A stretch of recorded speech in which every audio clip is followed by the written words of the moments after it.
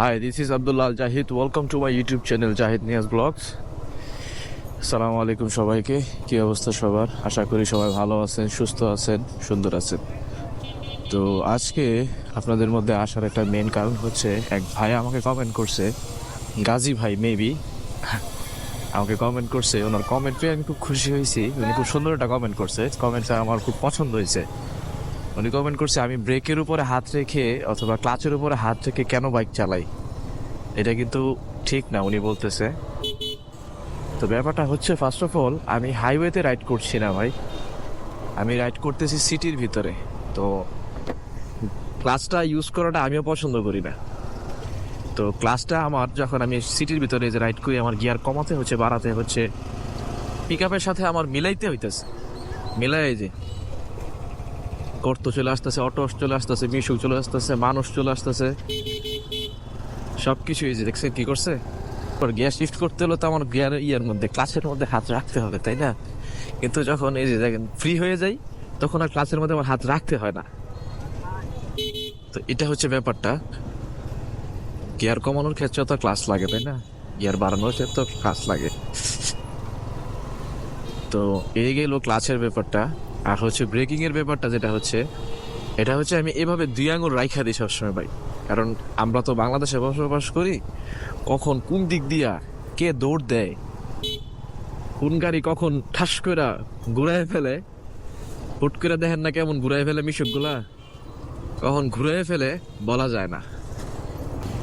কখন এই যে গরু বা ছোট চলে আসে, কখন আপনার বাস চলে আসে, কখন মানুষ চলে আসে, বলা যায় না, কোনো নিশ্চয়তা নাই। তো আপনার ব্রেকিং এর ক্ষেত্রে মানে একটা সেকেন্ডও অনেক বেশি ইম্পর্টেন্ট, অনেক বেশি ইম্পর্টেন্ট। তা আমি যখন আমার ব্রেকিং এর উপরে হাতটা আনবো, হাতটা আনতে যায় আমার একটা সময়ের দরকার। আর আমার ব্রেক লিভারের উপর যখন আমি হাতটা নিতে যাবো ওইভাবে, ওইটার একটা সময় দরকার ভাই। এখন যদি আমি আমার ব্রেক লিভারের উপর এভাবে হাতটা ফালায় রাখি, ইনস্ট্যান্ট আমি ব্রেক করতে পারতেছি, ইনস্ট্যান্ট। আবার এইভাবে নিয়ে পরে ব্রেক করতে হবে আমার। মানে একটা সেকেন্ড যে কতটা মূল্যবান, আপনি যদি বাইক ইউজ করে থাকেন আপনি বুঝতে পারবেন যে ব্রেকিং কতটা জরুরি, আর প্রত্যেকটা মুহূর্ত কতটা জরুরি ব্রেকিং এর ক্ষেত্রে।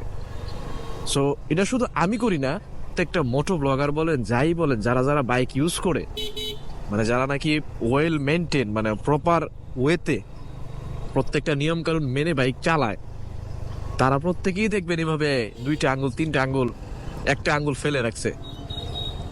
ইভেন কিছু কিছু বাইকার তো এই মিডল ফিঙ্গারও রেখা দেয়।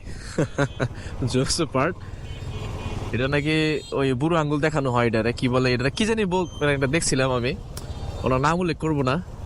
তো এই আর কি ব্যাপার স্যাপার। আচ্ছা, জেম থেকে বেরোই, পরে কথা কইতেছি।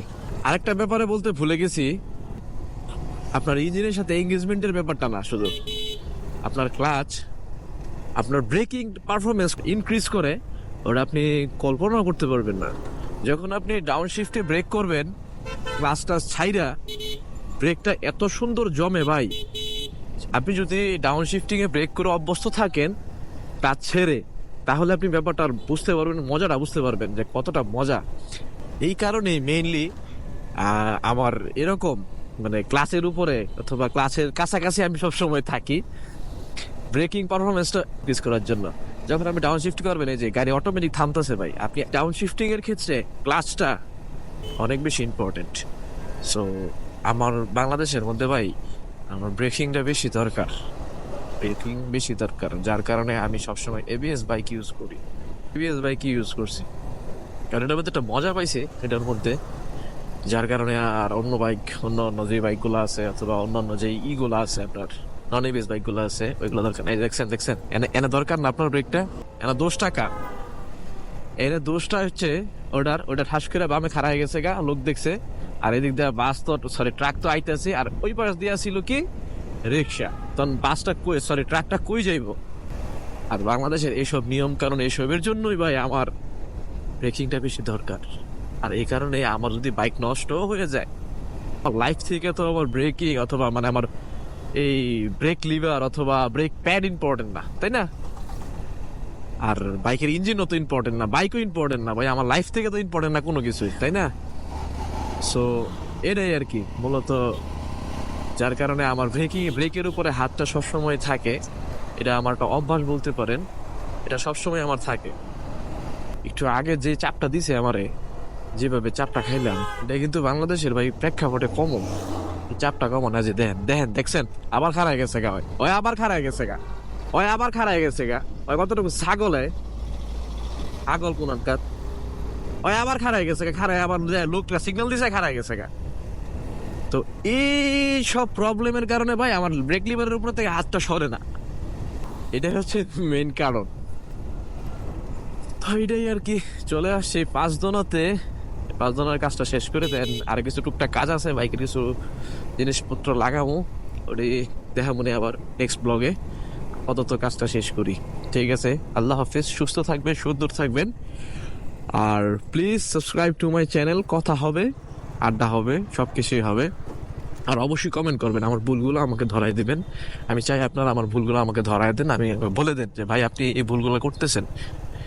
ঠিক আছে, আল্লাহ হাফিজ, টাটা, আসসালামু আলাইকুম।